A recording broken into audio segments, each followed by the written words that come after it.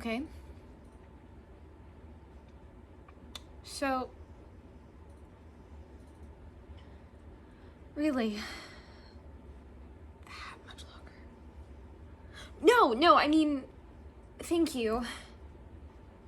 Thank you so much. Okay. Yeah. Thank you. It's gonna be another 2 hours. I know.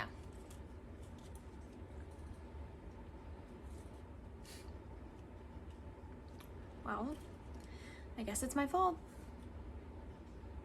Well, I mean, I guess it's my fault that we took this route and therefore are at least an hour away from any semblance of humanity in the 21st century, but the tire is not my fault, obviously. The tire is entirely the fault of the tire.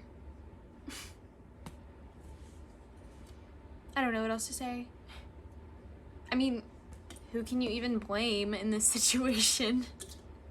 I don't know why I'm worried about blame anyways. It's not your fault and it's not my fault, so it's just the tire's fault. But I'm not mad, Janie. You understand that I'm not mad, right? Because I'm not. Okay? Okay.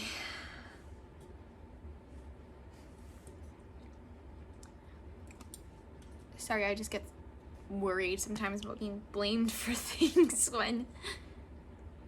Well, I mean, you know how Dad was. He blamed me for everything. He thought Marcus, that stupid pool guy we had, was so great, and so we wanted to get him to do the lawn stuff too, like mow the grass or whatever. But he sent me into the backyard to charm him into doing it for free. I guess. I don't even know what he was expecting. And he said no, even though this 15-year-old with braces and wretchedly permed hair had flirted with him. Shocking. I know. And Dad got mad at me for not wanting to help the family save money. And what was he doing? Whoring me off for free lawn service?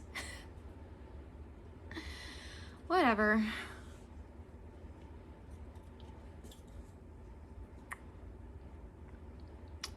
But, yeah. Anyways,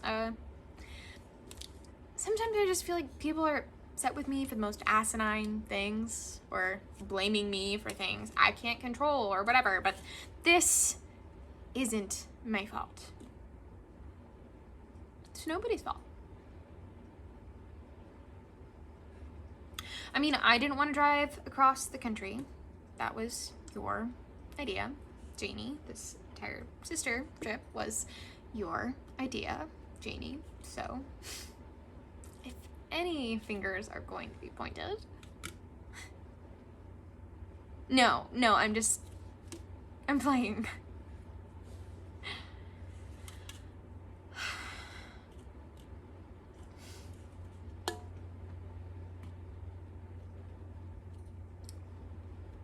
God. Thank God we're not camping. Sorry, I just had to say it. Just sitting out in the sun for a while, I'm like, thank you, God. This heat is just ridiculous. And did you know that bear attacks have been on the rise lately? Yeah, like, can you imagine, first of all, the absolute horror of being in the middle of the woods, trying to start a fire to boil water or whatever, when suddenly a massive bear shows up and just mauls you? I mean, if you made it out, I guess that'd be a pretty fantastic story. But if you didn't, Lord, I think you're supposed to feed them berries or something. That's what I heard. That if a bear is running at you, you just like hold out berries and it will eat them instead of you. I don't know if that's true. Actually, that makes no sense. Who would have berries with them all the time? And also, I know that if I were hungry, I would not just go for some puny berries. No. If I'm coming for a big slab of walking meat, That's what I'm eating. I don't care if that big piece of meat oh so humbly holds out a handful of blackberries. That's a side dish. A bear always goes for the main course.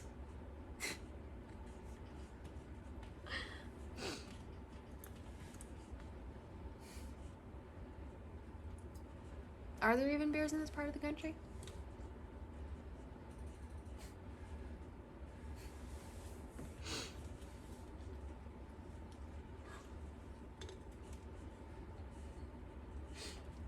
Dad took me camping once. Mom and Dad, actually. But Mom stayed in the motel.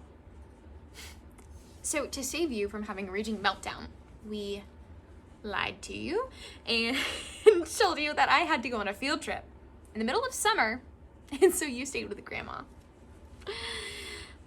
It was a horrible trip, really. I mean, not at the time. At the time, it was great, you know? Short hikes with amazing views, s'mores every night, quiet mornings, so many stars. They made me lonely, I thought. They made me realize how singular I was amongst this giant crowd, this massive individual sparkles. But when I got back to the city, I realized I was wrong.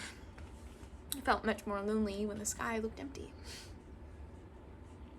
Anyway, one morning, Dad took me fishing because we were running low on granola bars, and I guess that's just the sort of thing you do on a camping trip. But this was at that point in time where I was horrified of eating anything that had one point been alive.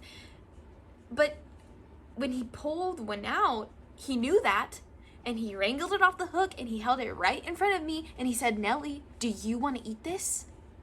And I thought it was the cruelest thing anyone had ever done to me.